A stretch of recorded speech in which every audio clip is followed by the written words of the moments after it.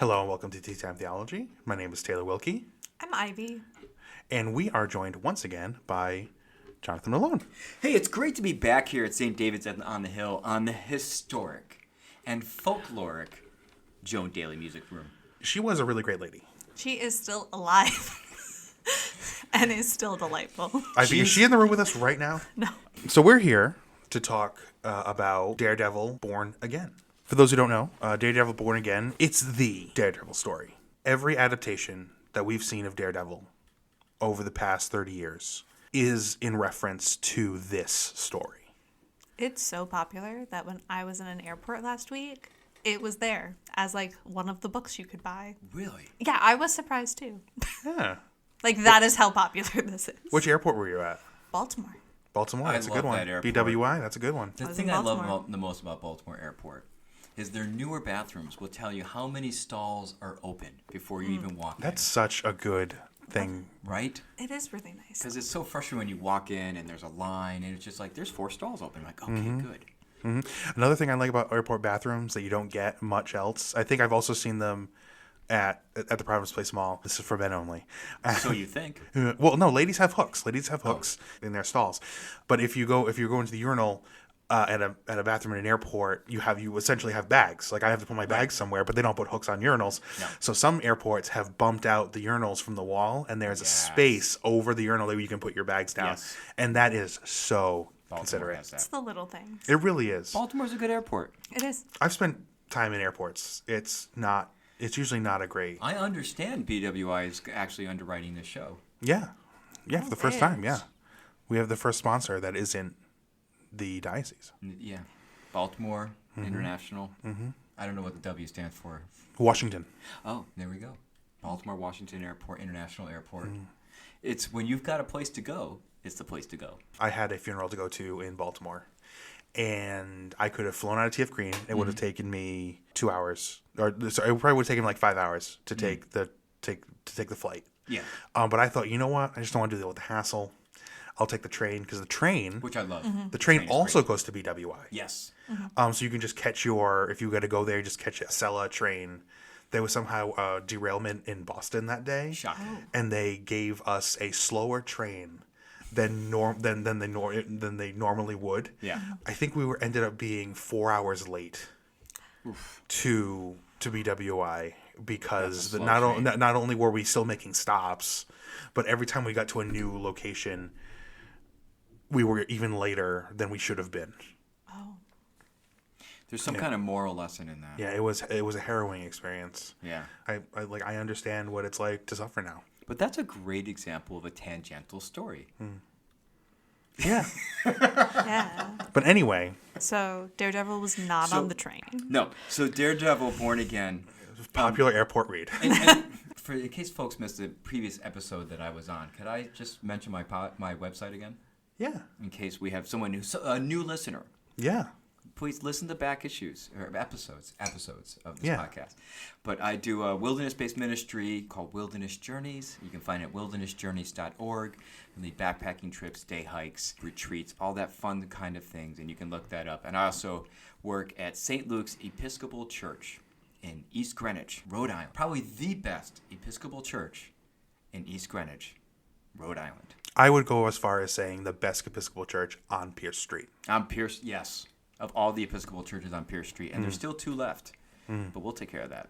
A brief overview of the story. The life of Matt Murdock collapses after Karen Page, his former secretary, sells his secret identity for drugs. As one does. Wilson Fisk systematically destroys Matt's life, and Matt descends into despair before ultimately being restored. So, yeah, and this is amazing storytelling. First, so written by Frank Miller, and art is by I can't. Mussolini. I mean, he had a comeback. Long. Sorry, Mazzucchelli. Yeah, I don't know. Sure. Frank Miller, who also wrote The Dark Knight Oh Rises. Yeah. no, that's a Return of the movie. Dark Knight. That's a movie. Dark Knight Returns. Dark Knight Returns, which is one of the best Batman's books out there around the same time. So this was written Slice and dice. Yeah, this was written in 1986. So again, like at that cusp of entering into the modern age of comics. Very religious imagery all throughout, and even the title. I wrote down all the titles of all the issues. We have Apocalypse, Purgatory, Pariah, not quite religious, Born Again, Saved, then God and Country, and Armageddon. So very religious themes, leaning heavy into Christian Easter stories.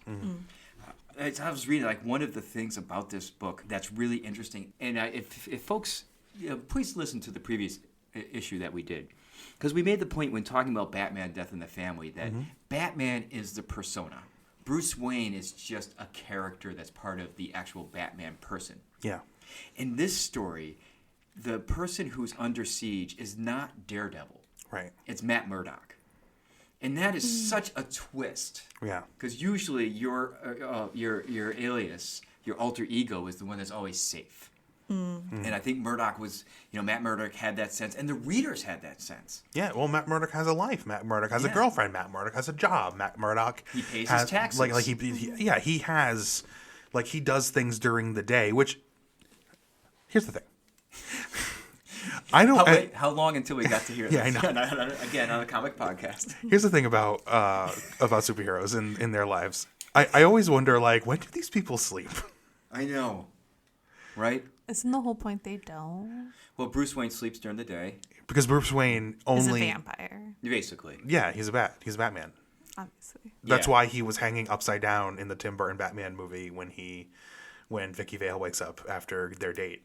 I think that was also supposed to be a funny a wink kind of thing. They're living two lives. Yeah. That's crazy. I'm exhausted by my life. I'm exhausted by your life. Yeah. You're a lot. Why might stories of collapse and restoration resonate with Christian audiences?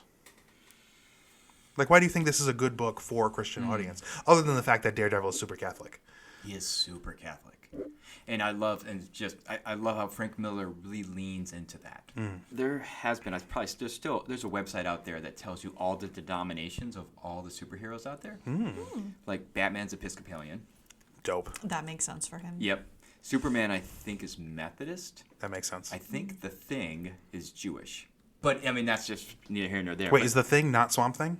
not Swamp Thing. The Thing, like, it's Okay. clobbering time. Oh, okay. Oh, okay. That's okay. I was hard into DC with these two. Oh, okay.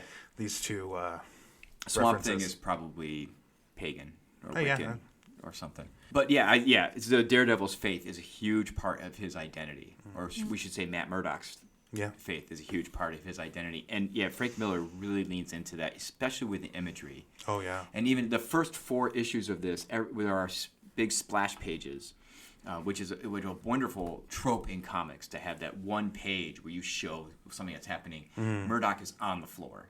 In one, he's in fetal position. In another, he's in like a crucifixion position. In another, he's being held by a nun in the Pieta. No. Yep, that's it. I said it right? Pieta. Pieta. In the Pieta. Pieta by Michelangelo. There it is. It's amazing the amount of detail Michelangelo was able to get in that statue, considering he only had 3 fingers on each hand. Was he a turtle? Yeah, isn't that? Fell in some radioactive goo? Yeah, isn't that the Michelangelo that everybody's talking about? Clearly. Loves pizza? Like, Yeah. come on. At first, I wasn't walking with you down that bridge. And then I'm like, okay, I guess he's talking about the turtle. Yeah. So, Ivy, there are these 4 turtles. I do actually know Teenage Mutant Ninja Turtles. All right, you were giving like blank stares of like, I don't know. Sometimes I feel like it's good for Taylor to just get a blank stare. I'm here to yes and it. I'm here to yes and all of it. So yeah, I think like the imagery is hyper religious. The Easter themes are hyper religious in ways that I don't find offensive or that they're being borrowed. But to get back to your question, why would a Christian like this story? I would feel like we've all been in those places of loss. Like the dismantling of Murdock. And one of my favorite parts of this book is when Murdock is just done. And when he's on the subway and starts beating just the snot out of someone. who's kind of doing a robbery, and he's just being observed by someone else, and that person's telling Kingpin, like, yeah, he's really losing his mind now. Yeah. Like, to say, it's not only did he lose his job and his home and, like, his sense of self, like, he's losing his mind, which is what Kingpin wants. Yeah. It's just completely dismantling. And one of my favorite lines is in there when Kingpin says, a man without hope is a man without fear. And I think it's that. I read that as now he is gone. Because Daredevil, the tagline for Daredevil has been the man without fear. Yeah. Because he's blind, he doesn't know to be afraid. He will jump off a building because he can't see the bottom. That kind of thing. So, like, but what Kingpin did was he took the very slogan that the comic book fan has embraced about Daredevil, like he's the man without fear, and destroyed that as well. Yeah. He said because he's without hope. That's just good writing. Oh, yeah. And I just want to, if I hadn't said it yet, such good writing in this comic. Yeah. I think it's, Frank Miller, he's a problematic person. He has said some things since that are not great, but boy, he's a great comic writer. My hope is that a Christian, or beyond just a Christian, any human would read this and connect with those points. God forbid we ever find ourselves in that place where some, head of a crime lord decides to dismantle our life bit by bit. I did write down that it's kind of like a Job story. Very much. I think right on. It is a Job story, and except that Kingpin's not having a wager with anyone else. He's just like, no, I want this guy gone. Yeah. So the God figure in this is just a jerk. Yeah. Yeah. Yeah, it reminded me a lot, and I mean, obviously it's not the same story, but it reminded me a lot of Killing Joke. How far can you push a good man before he breaks? We did see Matt Murdock break, but the story never pushed him over the line. He never stepped over the line. I wonder. So I mean, he's constantly being referred to as Murdock is a good man. Yes. Not Daredevil, but Murdock. He's a good man. Why even Ben Ulrich, like the reporter's like, this can't be him when he's reading about Murdock. Like, I guess he was framed for doing some shenanigans in law in court. He's like, that's not who Murdock is. I think it was paying somebody off. I think something. Yeah. I mean, it was all Something like that, trumped up charges, and Murdock is a good man, and this good man is being destroyed. I wonder when he goes to confront Kingpin finally, what was his goal? And we're left with this ambiguity. Was Murdock at a place where he's like, I'm going to kill him, or was he at a place like, I've got to get him to make everything right again? I think he was at a place where he was going to kill him, but he was so out of sorts in that moment that he wasn't in a place that he could beat the Kingpin. So I mean that just went like with his fists, like he couldn't overpower the Kingpin. Yeah. Did he lose even his moral compass? Like if he had the desire to kill Kingpin, even if he couldn't, did he lose everything at that point? I think so. I think he was there. His intention was to kill the Kingpin for what he's been doing, and he had lost so much of himself that he couldn't even beat the Kingpin. Yeah. Which is really hard to do. Wilson Fisk is just like a very big, imposing person. Right.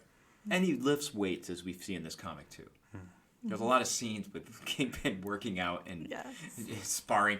My favorite is seeing Kingpin wearing shorts. Oh, yeah. It's just such great drawing. Like Kingpin, relax, Kingpin. Yes. There's Sauna Kingpin. Yeah. Oh, yeah. There's Kingpin in the pool. All the Kingpins. Yeah, I think we can relate to that, to those moments, even if we don't go that far. Like it's because also it's such a human aspect. If we see a superhero getting beat up, we're like, well, that's part of, they made that choice. They jumped into it. There can be a little bit of a separation, and they can take it. But I certainly thought about, like, if the IRS seized all my funds, I was thinking, like, oh, gosh, if that happened to me, I don't know what I would do. I mean, I don't have many funds to begin with. Don't take away my $5. Yeah. Right? So it's very human. The tragedy is very relatable for the reader. Matt ultimately, in the story, finds refuge in a church. He's walking down the street. He finds Foley's gym? Yes. Yeah, Foley's gym, where his father, famous boxer, trained, and he goes inside and he starts punching the heavy bag in like a really like desperate way. This is after his baptism. Yeah. Yes. And he eventually finds refuge, and a nun eventually finds him. And this is that scene with the Pieta Yes. by Michelangelo where he collapses and this nun comes in and picks him up off the ground, and it's that still of... It's beautiful. Oh my God, it's a great panel. If you haven't Yeah. seen it, read the book and get to that panel. It's great. This nun turns out, spoilers, to be his mom. So we think it's never directly said, but her heart did skip a beat when she said she wasn't. Murdock can tell when someone's lying. So and this is when... Although he may still have been sick and not have known. This essentially is in when Matt is at his... appears to be at his lowest point. See, I would push back a little bit. I think his lowest point is when... So for those who know, he confronts Kingpin. Kingpin beats the snot out of him, puts him in a taxi, has his henchmen throw him in a taxi cab, and the taxi cab dumped into the river. Which is the classic. It is. Like, the classic, let's kill the hero, but I don't want to actually Right. do it in a permanent way where I'm absolutely sure I'm going to leave these people in charge of it and give them instructions to do a weird trap that he could never escape from, obviously. I mean, Always escape. always escape. But I feel like that's the low point. I mean, in a very literal way, like he's in a taxi at the bottom of the river. Yeah. You don't get much lower in New York City than that, Yeah. I think. But I think like he's still in a very broken point when the nun finds him. How embarrassing. On my own show. That's probably Frank Miller saying, that's not the low point at all. Yeah. It was when his house exploded. But either way, like he's still in a place of desperation. Oh, but so here's what's really significant about that. I mean, or if I may. Yeah, sure. Sorry. Because it's one thing, like he dumped in the water, is considered dead. We would think he's dead, and then there's no body. They can't find the body. Right. So a baptism, right? Yeah. Immersed in the water, comes up a new life. But he's not fully alive yet when he comes out of the water, and can't get to his place. And he's still in this desperation where he's punching this punching bag, which is a symbol of his childhood. This is where his father was, the father who raised him and eventually was killed. So he's like, it's like he's trying to get something that captures again to who he is, and the nun has to reach out and take him in. So it's almost like the church sees him in a place of despair and struggling, trying to live, and the church says, "I'm going to help you," which would be ideal for the response of Christians, right? Oh, yeah. And I guess the question is, why does Matt's restoration come through other people in this story? Or what role do you think his faith plays in his recovery? That's a great question. I mean, I love first the idea that it has to be through other people. Yeah, he couldn't do this alone. No. There's no way. No. Even Karen Page, who eventually comes back, helps him. I mean, he ends up saving her too. But so I like that it's through a community that we regain our life. Faith is an interesting question, and I think the faith for Murdock starts with like, I still can be someone. His identity, like the ending. I mean, I wonder if you felt okay with the ending because it was really like open ended. Yes, but I felt like it had more closure actually than Death in a Family did. Like I felt like there were certain things. After you finish your thought, I definitely want to talk about Foggy because like that man had some choices over these Foggy's 100 pages. I'm sorry, I didn't want to let's talk about go Foggy. off topic. I will talk about Foggy. I will stop talking about Foggy saying, like, it's really messed up that Foggy, like, shacks up with Matt's girlfriend, like, right when she breaks up with him. That was my first sentence I wrote. I'm sorry, I didn't mean to step on your toes. Do you want to say it? I can edit it out. No. Like, so this is, again, a character that, like, I only know from, like, watching the first season of the DC show. And I only watched the first season. And, like, we look forward to your letters. Foggy is so delightful in those. Oh, it's Marvel, isn't it? It's okay. You knew what I was talking about. We did. Yeah. But Foggy's, like, so delightful. So reading this, and then he, like, steals the girlfriend. I wasn't mad at him about the whole court thing, because the whole point is that, like, he wasn't able to, like, get him off, and that's okay.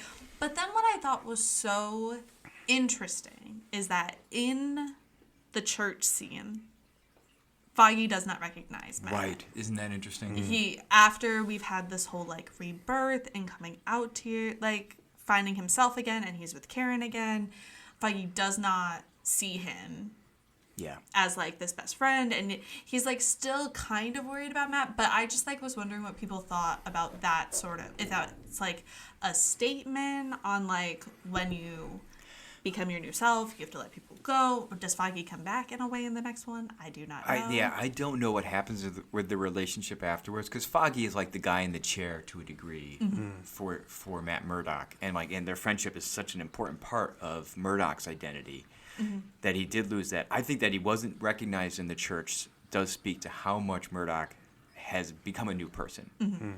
And it's the final page of the whole book, which has Matt Murdock and Karen Page walking wearing very 1980s clothes. Oh, Yes. You know, it's very, very 1980s. But there's this, this sense of hope that he has. And he says, my name is Matt Murdock. You know, I live in Hell's Kitchen and do my best to keep it clean. That's all you need to know. Yeah. And the thing I love about that is he's still holding on to a sense of himself, but he's like, I'm not worried now about what my next step is. He's like, am I gonna be able to get another job? Am I gonna find a place to live? Will I be able to reconnect with my friend? All I know is I live in Hell's Kitchen and I try to keep it clean. And I think that, so I wonder, like, Foggy didn't recognize him because he was becoming a new person. But I also think that, you know, the faith that Murdock has got him to a place of, I don't have to worry about making sure Kingpin pays, right? You know, avenging. He's let go of that, or that sense of vengeance, or, you know, making sure every writer's wrong. Like, all I need to worry about is taking care of this community, of these people. And I think that's a profound act of faith, to say it's not my role to fix everything, or, you know, to be the hero to the world, but at least to be present where I am and trust that everything else is going to work out, which is an incredible faith statement. He also has faith in the media in a really powerful way. You know, it was really Ben Ulrich, the journalist. I think he's the one, his turn to starting to write about Kingpin and everything happening. That was the real turn of the story. Yeah. So if I was to pick the secondary hero, I would say it's Ben Ulrich, who, you know, is a journalist. He's, you know, threatened. His wife is almost killed. His hand is broken. He's terrified. He's like, I'm not going to follow this story anymore. It's ridiculous. And then he has a moment, and he's like, no, I'm going to tell the story. And then there's that scene when, it's not the Patriot, American flag, the super soldier, is basically like Daredevil brings a super soldier, like the soldier's dying. Yeah. Daredevil knows it, and he has to say, what do I do? And he takes him to the journalist. Because he knows the journalist is going to tell the story, and he knows he's going to tell it in the right way. That faith in that journalist, I think, is really profound as well.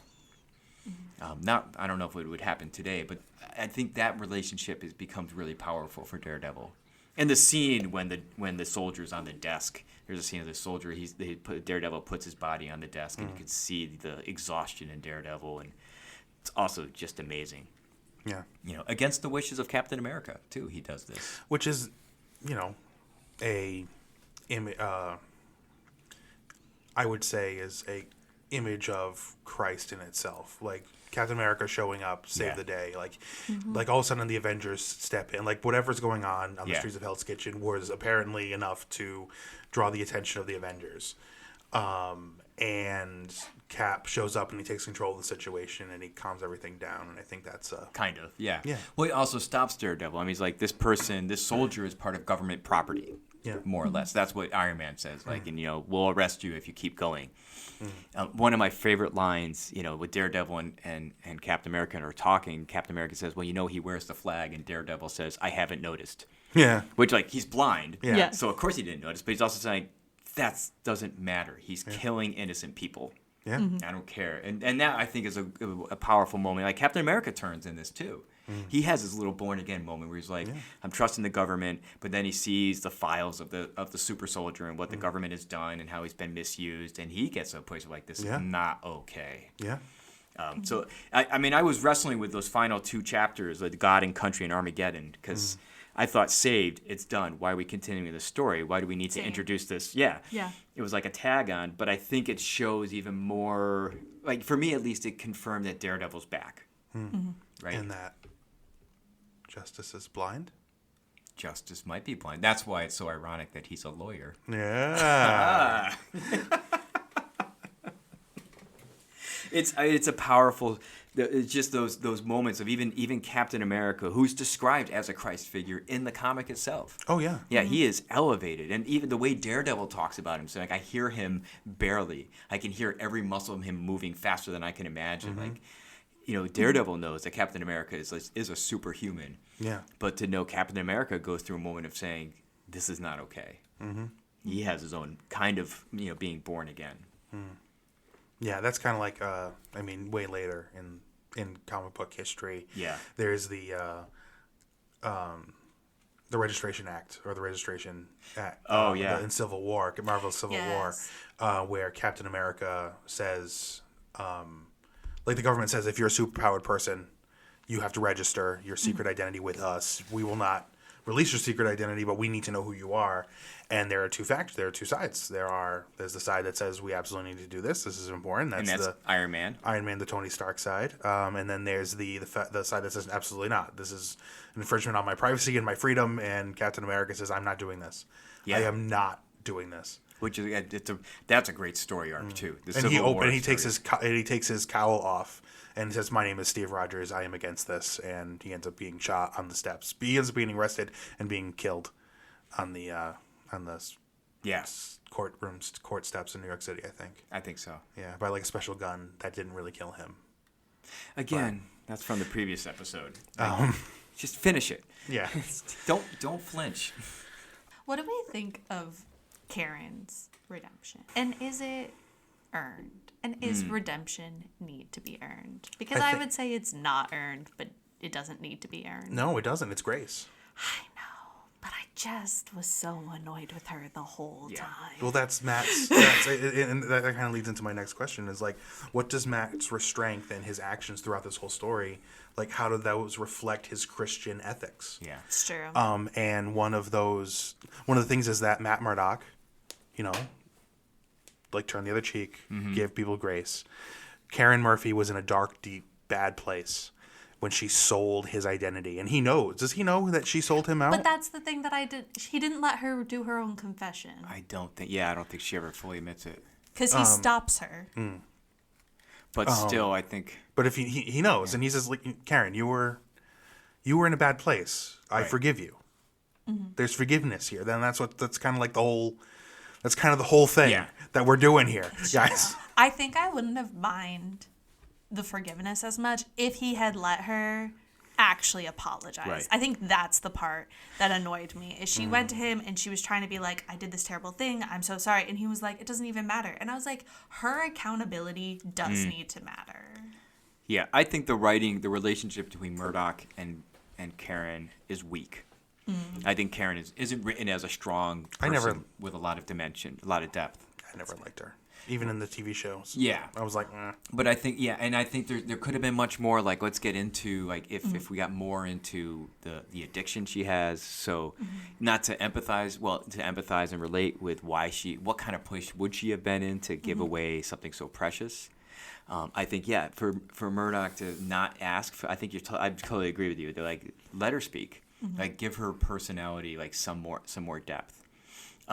Not to forgive that writing. I mean, 1986, female characters in comics were not given a lot of depth. Yeah. Unfortunately. So that's part of the time, but that doesn't. I don't think that forgives it.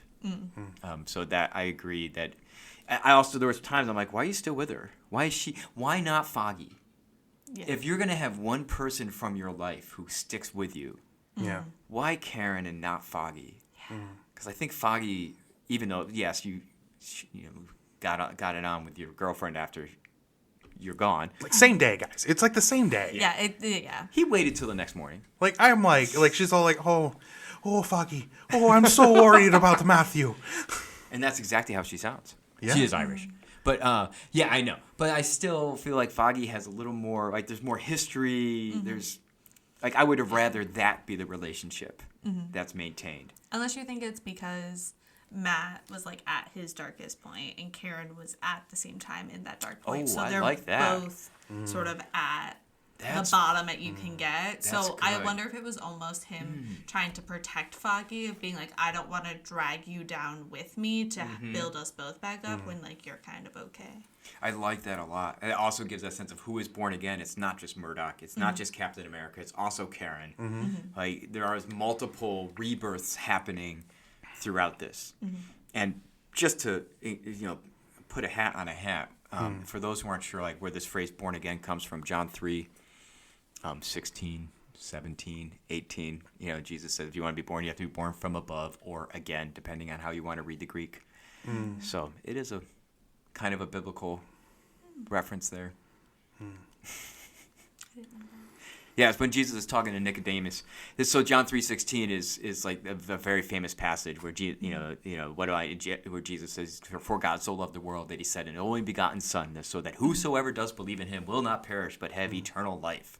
And He says, "How do you get this life? That's what Nicodemus says." And Jesus says, "You have to be born." And the Greek is both from above and again, which is a wonderful use of the Greek. We don't have a word for that captures both at the same time. But that is where a lot of Christians go back for this idea of rebirth. Jonathan, what do you think it means to be spiritually born again? Taylor, I'm glad that you asked this question. It's something that always weighs heavy on my heart. What do I think it means for a Christian to be spiritually born again? I mean, in Christian parlance, we usually connect it with, so if you come from a type of Christianity that emphasizes more what's known as a believer's baptism or adult baptism, is that moment when you've made a commitment to be a follower of Jesus. And you're baptized, usually fully immersed, you're dunked, and you come up and you're like, now I'm reborn. So it's a spiritual rebirth. And I think for those Christians who do more infant baptism, it's the confirmation when you confirm those vows made on your behalf at your baptism, saying, yes, I am fully embracing those vows. I am a follower of Jesus, and I'm fully embracing my baptism. I think, taking out of that, I think what it is to be born again is to really note that life is different when you embrace a faith of Christ versus when you don't. And for those who are cradle Christians in one way or another, it's harder to really name that. Because it's like, I don't know when I didn't live as a Christian. So then you have to go through this thought exercise of saying, I wonder what it would be like if I didn't have Jesus in my life. But do it. Go through that exercise. I've been very open on the podcast about how, for probably from, I want to say, 18 to 28, I was nothing. I rediscovered the church and my faith and Christianity through my wife's involvement with different faiths. Interesting. Or different flavors of Christianity. Yeah. And that's how I ended up here in this flavor. Because when I tasted it, I'm like, oh, this tastes the best out of all the flavors I tried. At the historic Joan Daly Music Room. Once again, RSVP. Goldilocks. RSVP. Joan Daly. No. You are I did it on purpose. Just letting her know that we're going to make it to Right. the big party that she's having tomorrow night. I'm asking her to RSVP to the podcast. Yeah. We have to get Joan on the podcast. She probably would. Yeah. What should she talk about? Does she even exist? No, she's genuinely a person. Genuinely delightful. We Okay. could have her No, husband too. We could have both of them. Wow. Wait, there's two Joan Dalys? No. But she Joe Daly and Joan Daly. So I think I wonder if there's I'm just going to keep going. I can only imagine that there was a moment when you had, and it may have been like a slow burn, or sometimes it's like an initial like a pick up and read kind of moment when Augustine's sitting in the garden and he's like, I don't know if I believe, and he hears this voice saying, pick up and read, and he's like, oh, here's a Bible, I'll pick up and read it, and he's like, I now get it. Like, it's not always the same, but that born again is that moment when you say like, oh, this is where I belong. And walking with these other fellow Christians, that's what I really am called to do, call myself a Christian. That's what I, and that to say, like, so my life now is different. And it's in such a radical way. It's not like I've discovered cardigan sweaters. I mean, I have, and I love them. but I don't think I'm born again as a cardigan sweater wearing individual. I've never owned a cardigan. It's Are they What? great? they're really comfy. Are you? I can't tell if you're being serious. That No, you really, I've genuinely- never owned a cardigan sweater. Well, there's time. You There's time should for you. go get a cardigan sweater. They're delightful. They are Okay, delightful. don't shame me. You want to Don't drink? shame me into. I'm because you say everything and you don't know what's real or what's not. when yeah, I get that. That's people say that about me, but that this part's real. I think that born again is when you say, "I now live with eyes of faith, and I now see the world with a radical hope, such a hope that's so profound that I can say, my call is to. I live in Hell's Kitchen. I try to keep it clean.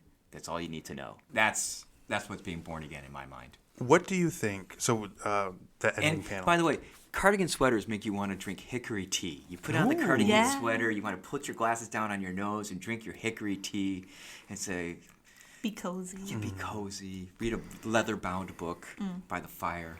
So speaking of hope and redemption and that last panel of where Matt says, "I live here and all I do here is just keep it clean." Yeah. What does that ending suggest about God's ability to restore broken lives? And like, why do stories like these, redemption stories, matter so much for the faithful community? Like our story at its core is a redemption story. So that's what we cling to. I think other faith traditions, I'm not gonna. It's more of an identity story. You know, this is who I am because I've been claimed and named, right? Or I'm on this path and I'm known by the path I walk. And I'm not saying these are lesser or worse. It's just different. Ours is who I am is one that holds to this radical story of redemption. That when humanity, when God comes and walks amongst us in human form, that's the incarnation. And our response is to kill him. That's pretty dark. Like God says, like, here I am, and like, get out. And that's not good. But then when God comes back in the resurrection, doesn't say, okay, now it's my turn, but instead says, I'm going to keep loving you. That's redemption. That's, yeah. And that is such hope. So that's our story. So I think when we see it in other places, we may read this and say, well, I'm not Matt Murdock. I know what it's like to lose everything. And yet he's able to turn it around somehow. Maybe not. Maybe me as well. Maybe I can also get to a place where I don't know the answer to everything. And that's part of why I love this book. It's not a clean ending. But there's an ending that has such hope. And I think we say, oh, I can find myself in that kind of hope. I find myself in that ending somewhere. And then we might connect it with our bigger faith. Final thoughts time, guys. What lessons do you think Christians could take away from this narrative? Don't mess with Kingpin. There you go. Oh, man, That's no. it. That's it. Thanks for listening to Tea Time Theology. I think there is something about tearing all the extraneous things down to get to your truth. And how that can be painful. There's an aspect of Christianity that's known as the dark night of the soul. John of the Cross writes about it. And it is a time of just radical doubt. And you just question everything. And it can be really painful. Because you're taking, this especially happens with cradle Christians. Who are like, this faith is the faith I've always known. And then you hit this wall and like, I don't know if I know this anymore. I don't know if I believe this anymore. And it hurts a lot. Yeah. And it can be, but if you find, like, lean on your community, lean into the despair, let it happen, stick with it. I believe that you'll come out stronger. If you continue through it. The danger is at any point you can say, like, I'm out, I'm done. And that's why, like, I think, like we said in Daredevil, so many people were part of his redemption, his salvation. And to say those moments are not meant for us to be done alone. Even if you're at a place of rejecting the church and the community, let them still be with you and walk with you, or find those one or two special people who you know are going to care for you and stay with you without judging you and telling you what to think, to stay with you and journey with you through that time. And I believe you'll come out stronger and deeper in your faith. No, I thought structurally this book made a lot more sense. And I really liked the nun aspect of it. She says this prayer in it that I think is really beautiful. I'm glad you brought a physical copy because I was like, I definitely don't have the prayer. Yeah, just talk for a while I find the prayer. I think the redemption in the church, but the redemption is like not aggressive. It's a very like supportive one, which I think is really great. And I know that I did kind of complain about Karen in it, but I do think there's something interesting about the like Judas character of the story also getting the redemption arc as well, and being able to do that. And the forgiveness at the end. And the forgiveness at the end. I just wanted a little accountability before we got there, but that's okay. Can't get everything that you want in a comic book. But why not? I don't know. Oh, you found it? Did you Oh, find this it? is it. Yes. Okay. What's that prayer? You want me to read it? And Yeah. then- So this is the nun, presumably his mother, saying this prayer over Matt while he's still healing. The fear grows in him. No earthly force can stop it. He has lost too much blood. His body cannot fight. He will die. But he has so very much to do, my lord. His soul is troubled. But it is a good man's soul, my lord. He needs only to be shown your way. Then he will rise as your own and bring light to this poisoned city. He will be as a spear of lightning in your hand, my lord. If I am to be punished for past sins, so be it. If I am to be cast into hell, so be it. But spare him. So many need him. Hear my plea. Amen. So, Jonathan, Yeah. if someone wanted to come meet you on a Sunday, where should they go, or how should they reach out to you? I think first thing they should do is go to wildernessjourneys.org to find out about the various different trips and experiences I offer in the wilderness. But also, if you want to come and see me on a Sunday morning, if I'm not traveling, come to St. Luke's Episcopal Church in East Greenwich, Rhode Island. We have worship services at 8 o'clock and 10 o'clock. The 8 o'clock is the standard Episcopal no music service, and the 10 o'clock has all the music, sometimes more. We're always happy to have visitors. Everyone is welcome there. Come and meet our new rector. As I said before, he still has that new rector smell, and boy, he smells great. Thanks for listening. See you guys next week. Bye. I'm going there to see my father. I'm going there no more to roam. I'm only going over Jordan. I'm only going over home. I'm going there to see my Savior, to sing His praise forevermore.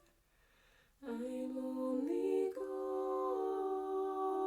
going over Jordan. I'm only going over home. Thank you for listening to Tea Time Theology, a ministry of St. John's Cathedral in Rhode Island. We would like to thank our producers, Ivy Swinsky and Taylor Wilkie. Special thanks to Mario Akande and David Hines for this season's music. Additionally, we would like to thank our sponsor, the Episcopal Diocese of Rhode Island, and the Right Reverend Nicholas Knisley, as well as our guests today. Follow us at Tea Time Theology on all social medias.